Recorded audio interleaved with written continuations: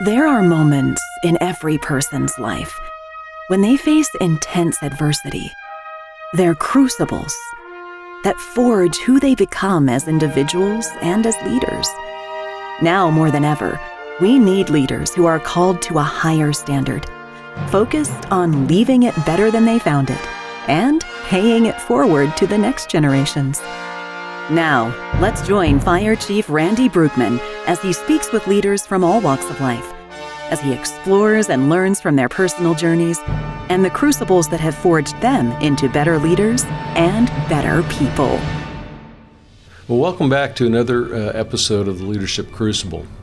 You know, when we speak to the global marketplace, my guest today is a great example of an entrepreneur and a leader who has excelled in that field. Roee Madai is an accomplished CEO with a proven global track record in developing and executing strategic long-term initiatives in the medical device field. He is the CEO of Persys Medical for the past 10 years, a group of companies with 150 employees who develop, manufacture, and market leading trauma pre-hospital devices for hospital, EMS, and military markets. He has also served as counsel for economic affairs for the government of Israel, economic mission to the U.S., and served as an advisor to the Ministry of Economy and Industry in Israel. He holds a master's degree in economics and international relations and a Bachelor of Arts in Business Administration. Well, welcome to the show, Roee. It's great to have you on. Thanks for being here. Thank you for inviting me. It's an honor. Yeah, it's appreciate you. The time difference from the Midwest to Israel is a little bit probably difficult, but we appreciate you coming on. So let's just jump right into the show today. I know that you have faced a lot of situations in your life as a CEO and a leader and an individual that have really kind of helped to shape who you become. And could you share a couple of those with our audience today? Sure. I think during your life, you are facing a lot of challenges and a lot of things that really shaping you up. I think you have to ask yourself during these times, what do you take from that? How is that building you? How you are performing better in the future? And I'll share with you a couple of things that I think really made an impact on me. In Israel, when you are 18, you go to the military. So I've served in the military for over 3 years. You're 18 years old boy, and the decisions that you have to make at this age, or the situation that you are facing at this age, are nothing to compare with any other environment. Mm-hmm. It's about your life. It's about life of others. It's about how you are making a quick, responsible decision. So this is something that is really, I think, impacting us as society, as people who lives here. That you have to go through that, especially in a young age, and I think it's kind of shape us. I think the other thing that really shaped me, or really made me look at things maybe differently, was my mother. She was my mentor, and she was like a very poor orphan kid who really made a career and really had a meaningful life. And when she was 49, she died out of cancer. And it kind of brings you to ask all this question about, life, and do you really take advantage of what life is offering you, and how you are not looking back and saying, okay, I missed that, or I postponed something for a later stage in my life. So, take the essence of life and really live your life and do it in a good way. She was like someone who really taught me a lot about how to give to others, how to embrace other people. And I think this is also, as a CEO of a company, I really look at the people, I see the people, and we'll talk about it later. And if we talk about the professional life, things that really shapes you. So for me, it was probably 6 years ago. I remember I was, one of the companies that I managed went through a recall. And I think every CEO that is going through a recall is is a day that he will never forget, especially for small, mid-sized companies. You really understand that you have so much responsibility for your customers, for your markets, for your employees. You understand that the future of the company that you are responsible for, is in jeopardy, and you have to make a very responsive and very responsible decision, and it brings all the skills that you have, and it brings all, I think, the knowledge that you gained in order to maintain it in the right way. I'm glad to say that after a few months, we managed to overcome that in a very good, positive way. But that was one of the biggest challenges that I had in my professional life. Wow. And you learn from that, especially you learn from your employees, your teams that are supporting you, that in these times of real pressure, of real crisis, they are there to support you. And it's not just you supporting them. It's we all are under the same roof. We are all fighting for the same cause, for the same goal. And this is also encouraging you. You are being expected to be the leader, and you are. But when you are getting, the power, the engine behind you, pushing you forward, that makes it even better, and helps you to overcome that. Right. Yeah, three great examples. I think the service in the military or service in some aspect, I think when you're that age really helps to mold you. I wish that we here in the United States would incorporate a similar philosophy. I think it would really help us to ground our younger generation in some of the work ethic and just realization of what they're. Right. I think it's a great learning experience, I guess, is where I'm going with that. You talked about your mother, that she grew up as an orphan and grew up poor. What did she end up doing before we lost her? So she was a kindergarten school teacher for many, many years. Then she was, working with other teachers, teaching them how to do that properly. And she was working in her recent years in the Israeli national TV, for young people, how to approve and to choose the right, shows that will meet, will be educative, that will be good for the young audiences here. Yeah. Well, my wife was a kindergarten teacher as well, and she still has some of her kindergarten kids that are still in contact with her to this day. So it's pretty amazing the imprint that they leave on our kids. It is. God bless her for that. In our previous discussion, you made a couple of observations that really stuck with me. And the first is you can't build a company to last with an instantaneous attitude. And could you kind of expound on that a little bit for our audience? Sure. I like to jog, and I'm doing a lot of jogging. So I learned that, in order to be in a longer pace, you have to really build yourself to go and run a marathon, for example. With companies, you have to create the right infrastructure in order to have a company to build and to last for a longer period. The biggest enemy is to make short-term decisions. Sometimes you make the short-term decisions because they are easier, or you are pleasing either your board or your employees or whomever. But it's not always really serving the goals of the organization. You have to look at the long term. You have to bring the people together. You have to really lay the infrastructure to make sure that it's not only about the sale. I think more important is to have a repeated sale. And how you get that, either through your reputation or through other, components that you bring to the company. And the things that we did is not just having good product, it's also be aware of the customer's needs, to speak with them, be in the market with them. And it takes time. It takes time to be there with them. very important is also to listen to your customer. It's not that you know better than them. Sometimes they know better than you, and you have to Hmm. acknowledge that. It's not that every feedback that you will get will make a tremendous impact on the company or will make a big change on the product, but you have to listen and you have to carefully review what they are saying and working together with them.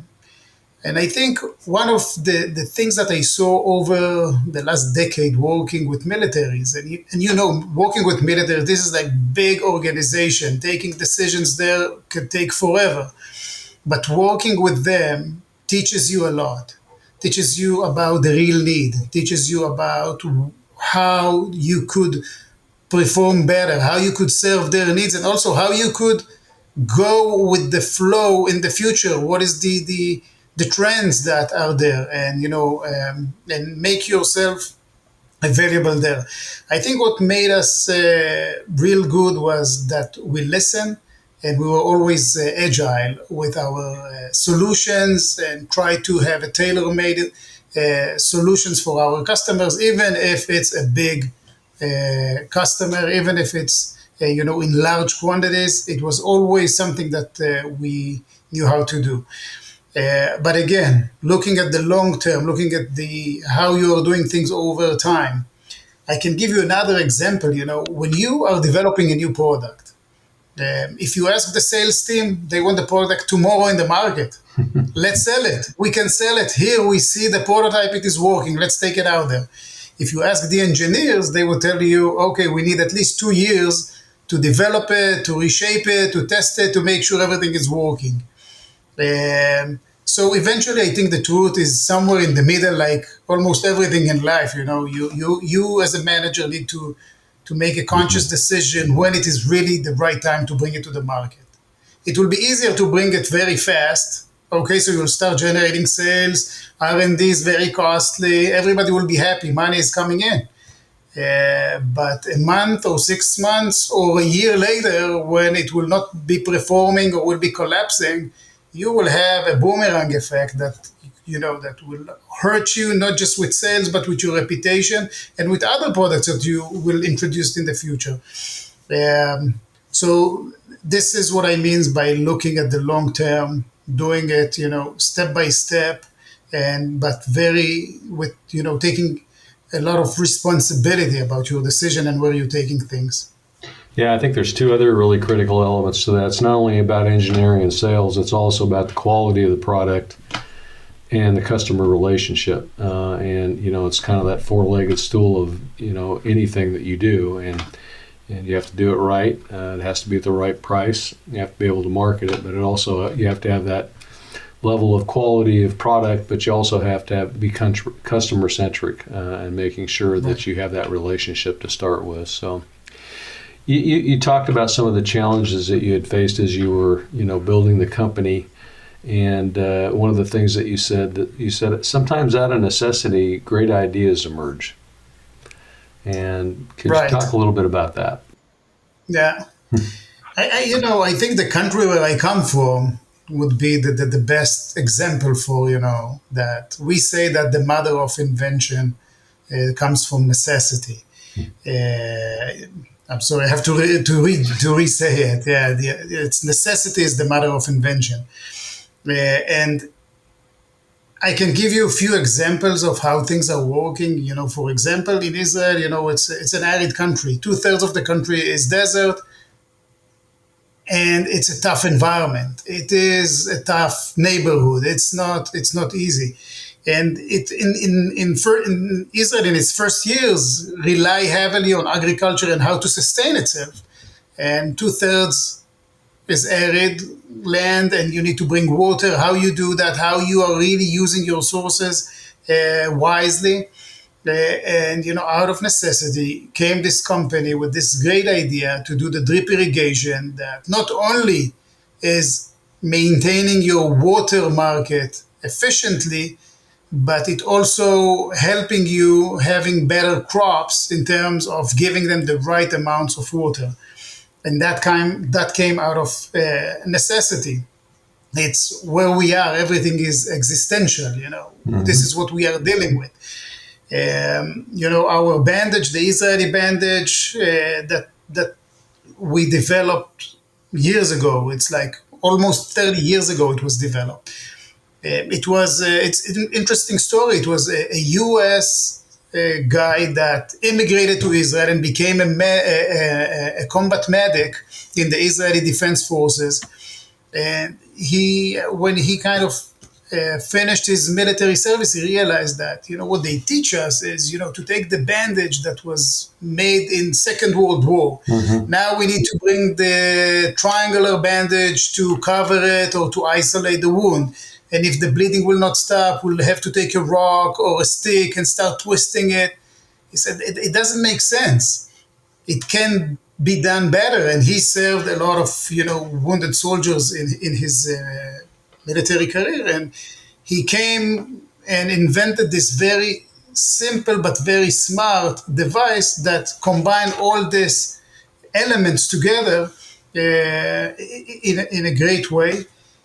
It took some time to educate people why it is performing well, but once people start using it, it became like the golden standard in probably most militaries of the world. They're all using it. And I think one of the most rewarding thing that as an employee, as a team member, as a CEO of a company that you could get is the acknowledgement that your device, that the thing that you are doing, selling, keeping the quality, as you said, is saving lives, is the most rewarding thing that a man could have. And we did that with a lot of honor. I think that what really also helped us to create this solidarity around this product, around this company. And I think this is great. So again, another thing came out of necessity. Yeah, it's a great invention. I know it's used widely in the military, but it's also gained great acceptance in the fire and emergency services worldwide. And it's now most fire agencies I know in the U.S. carry trauma kits that have the Israeli bandage as part of their common stock. So I think it's a great invention. You also are involved with the IO device, correct? Yep. It's another good example, and not many people knows the history of where our device came from. IO, like the intraosseous process, is something that is well known and it's being used for probably 100 years. So the idea of taking a needle and putting it in a bone and through the bone marrow to bring some liquids, medication to the vascular system, it's not new. What was new is the device that was automatic. And again, it was an orthopedic surgeon serving in one of the frontiers, and there was this building collapsed, and there was someone trapped underneath. It was a young girl, not a soldier even, and he wanted to treat her, and he just couldn't. She was buried under that. She was still alive, and he said, if I could only find a vein that I could just give her some, liquids, or to give her some volume and to treat her, I could save her life. And she died in his arms. And he came back and he set on this, finding a device. He called it back then the bone injection gun. It looks like a real gun that you shoot a needle. Later on, we developed it to be more user-friendly and more safe and more easy to use. It's, again, coming from the military arena out of necessity, and then it proliferate to hospitals and to the EMS and to the fire and to the search and rescue. And it's very good that we are learning from others' experience and kind of bringing it to the field. And you see that time over time, and this is very important for us.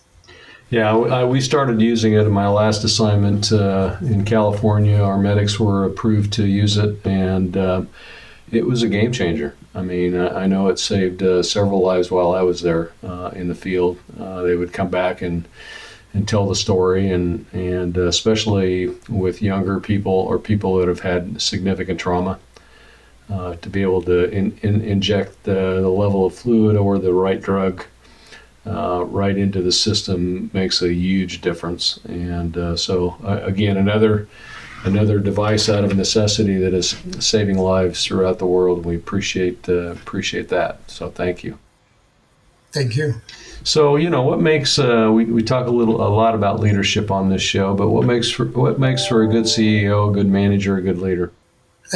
Wow, it's a good question. Maybe it's the $1,000,000 question. I think to be a manager, you could probably learn that. You could take courses. You could, take an MBA course. You could learn how to read financial statement and analyze them. You could learn how to do better marketing or understanding the social media industry 2.0, etc. So you could manage. What makes someone as a good manager, and there are different ways of doing it. There are people who would do that in various ways. For me, it was not just being knowing how to do all the stuff that I just told you, but it's more of being, a leader of a group. And if you will take another component on top of that, I think it's also to be able to inspire your team. How you bring everyone together, how you help them better understand what is the goal of the company.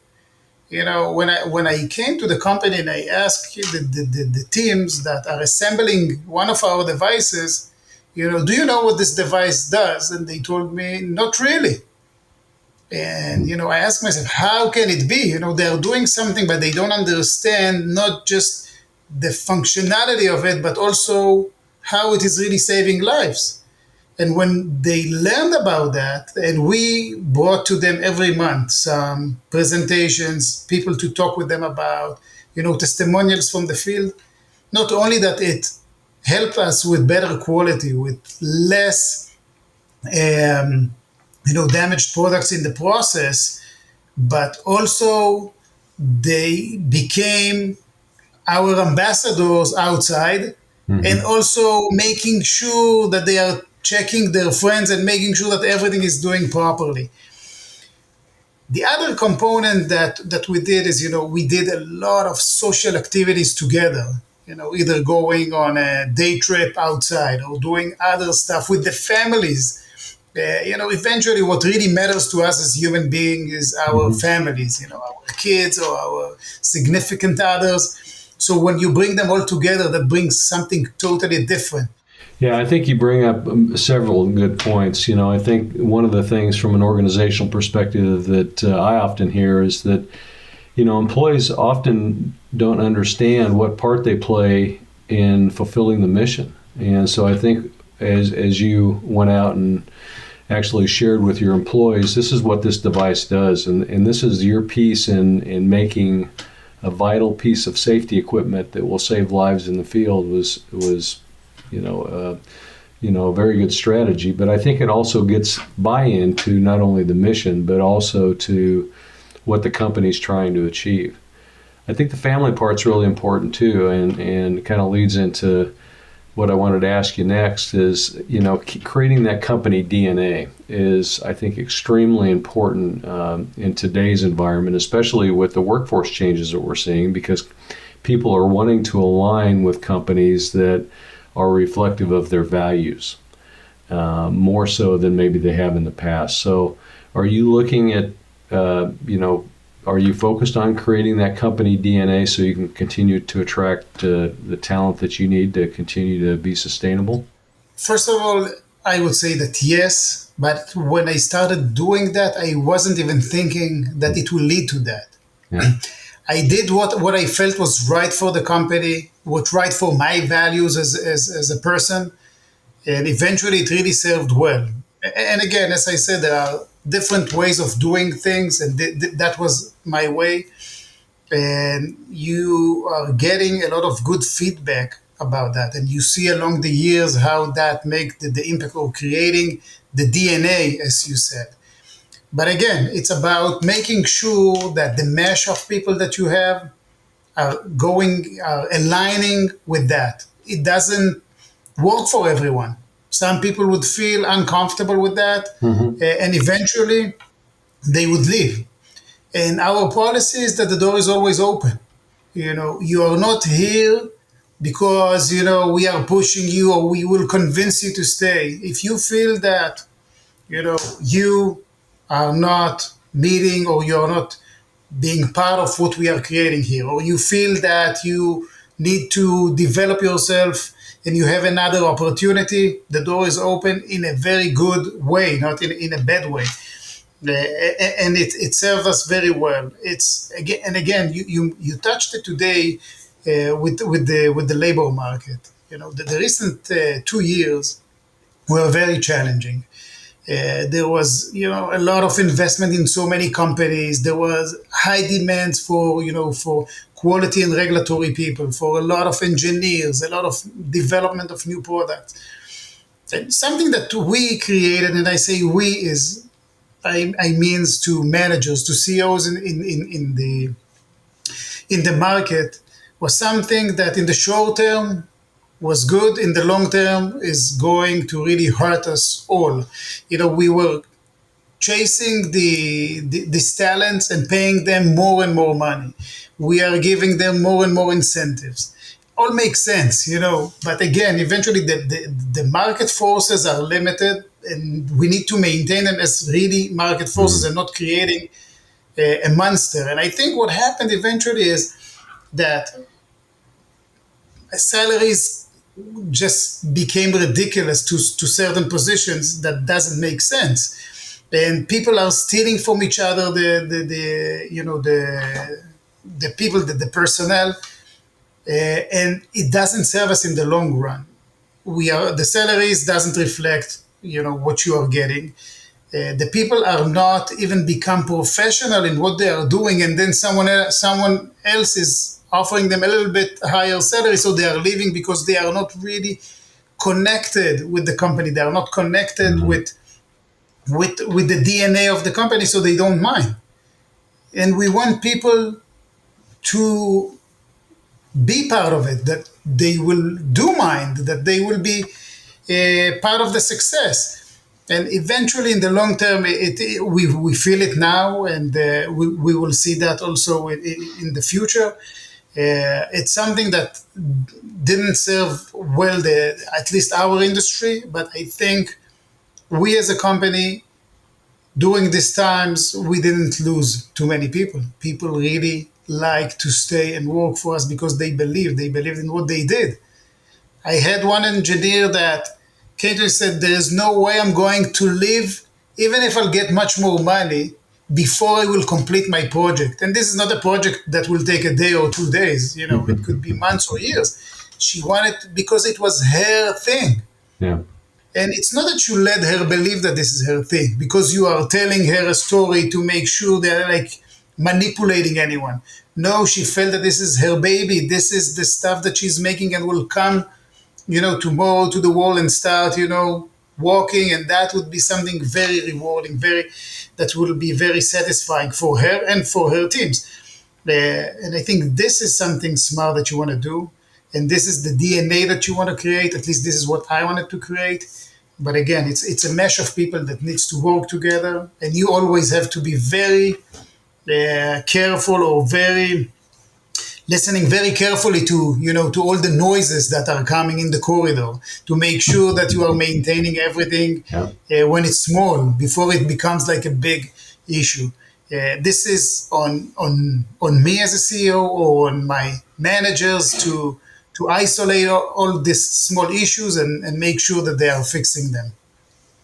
So Tom Peters, wrote a book many, many years ago called "In Search of Excellence," and one of the elements that he talked about in there, that good managers, walk around. And when we spoke last time, he said one of the things that you enjoy most when you come into work every day is, grabbing your coffee and just heading out on the floor. But that's important. I mean, when you talk about building DNA and building value with your employees, having that connectivity is pretty critical. So tell us about that. The kitchen discussions are not less important than the meeting rooms discussions. In the meeting room, everybody's around the table. They would say, sometimes they would like to look smart, to see that they are contributing. They not always listen. When you are in the kitchen drinking your coffee with someone or preparing a coffee, sometimes you could, close the loose ends in a more fashionable, easier, faster way than, around the table. So that was one observation that was very important. And it's something that I later took, and I learned it from a friend, the CEO, who told me that do the morning tour.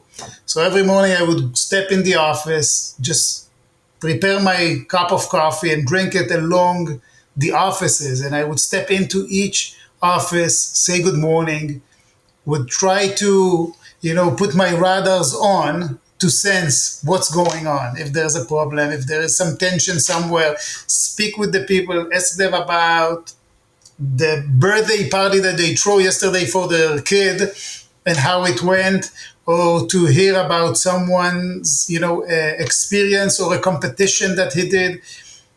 So it was on a friendly basis, but you would see everything that will come up. You would sense if someone is tense, so you will not try to solve the problem immediately there in his office, but I would complete my tour, go to the office, and then later just give him a buzz, asking him to come to my office and see if I sense something right, if something is troubling him.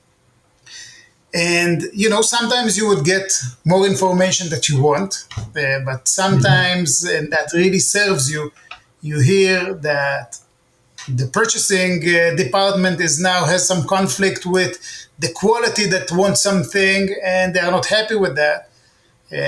But you sense it when it's small. When you have big crises, it's harder to deal with them. When it's only he told me that and I don't feel comfortable with that, it's easier to fix it. But when the volcano burst already, it's really hard to stop the flames. So and I think it was very useful for me. Interesting enough that people in the office kind of got used to that. So if one day I didn't do that, they would come and ask if everything is okay with me or something is okay. And that's something that was funny, but also shows you that it matters. It matters to the people. It matters to things, and they always remember that. So that's a good thing for me.